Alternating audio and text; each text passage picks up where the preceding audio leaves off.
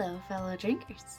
Today we have the next round of our best Oktoberfest beer fight, where we are trying to figure out which beer is the best Oktoberfest in this most glorious of beer seasons. Today I have for you these beers.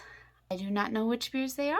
I had somebody else pour them for me. If you'd like to see the rest of the videos in this series, who's made it so far in these rounds, the playlist is up here in the card. And we're in the middle of a global pandemic, so most of the beers out of the 16 are Wisconsin beers because that's what I could get from my local Total Wine as carryout. But I'm hoping next year I'll expand it and do a little bit more national beers or a little bit more outside of Wisconsin regional beers. Finally, this is subjective. I'm picking which one I like best, and moving forward, so far that has been the more malty ones. Not really a huge surprise, but you know, there have been a couple that I wouldn't have picked if I didn't do this blind, so that's really the reasoning for that. Let's move on to the beers.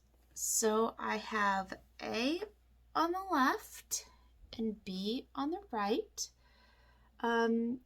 B is a tad bit lighter than B, but they're pretty close. Let's go ahead and go in for a smell and a taste on A, and then we'll do the same for B, and then we'll kind of go back and forth, and I'll pick which one's the winner. On A here, there's a nice malty, hoppy smell to it. Let's go in for a taste.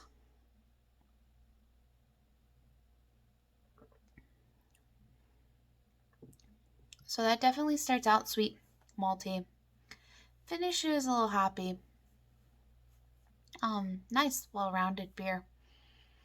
I'm really enjoying it. For B, let's go in for a smell. It definitely has less of a nose than A does. I'm getting just a hint of malt at the end, and that's about it. So let's go ahead and go in for a taste.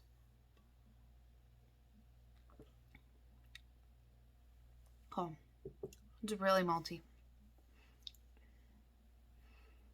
Yeah, I'm not getting much hops on that one, just mostly malt. So I'm going to try A again here and then do a little bit of comparison. And then I'll tell you which one I like best, and then we'll find out which one that is. Although you guys will already have known.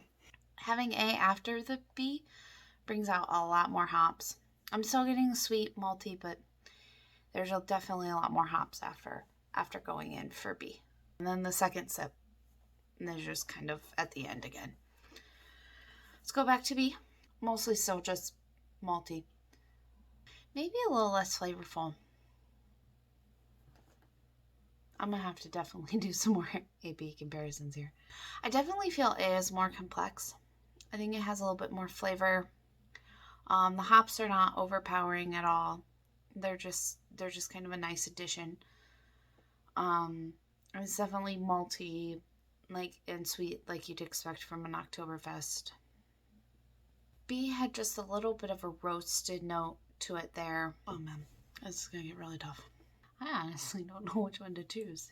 A is mostly malty, has hops at the end.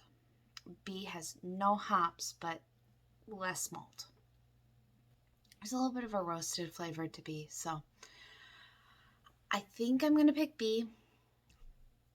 After more back and forth, I was able to pull out some more malty, some more darker malts. I wouldn't quite say roasted, but darker. So I think my choice is going to be B. So let's go ahead. I'll go grab those and I'll know what they are. And even though you guys already do. Well, in the upset of this whole bracket, B is Shiner. B wins. It'll go on to the next round. A was a really great beer. I really enjoyed it. I said before that the Great Lakes is one of my favorites, that I will continue to buy it every Oktoberfest season, and it just lost tonight. So I think that if you guys probably have these beers around you, definitely go pick out both of them and see which one you would prefer to drink. Thank you so much for watching, and I hope you have a great day. Cheers!